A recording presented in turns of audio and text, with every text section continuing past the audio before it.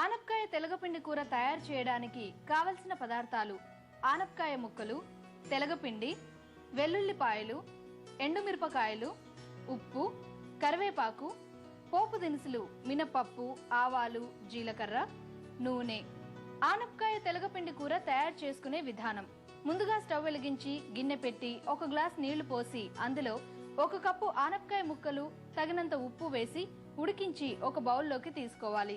ఇప్పుడు స్టవ్ మీద వేరే బాండీ పెట్టి 3 టీ స్పూన్ల నూనె వేసి కాగాక పోపు గింజలు వేసి వేగాక కట్ చేసిన 2 ఎండుమిర్చి, 12 వెల్లుల్లి రెబ్బలు, కొంచెం కరివేపాకు, కొంచెం నీళ్లు వేసి అన్నీ ఫ్రై అయ్యాక ఇందాక ఉడికించిన ఆనపకాయ ముక్కలు వేసి 2 నిమిషాలు ఫ్రై చేసి 1 కప్పు తెలగపిండి వేసుకొని అన్నీ కలిసేలా బాగా కలిపి కాసేపు ఫ్రై చేసి ఒక బౌల్లోకి తీసుకోవాలి.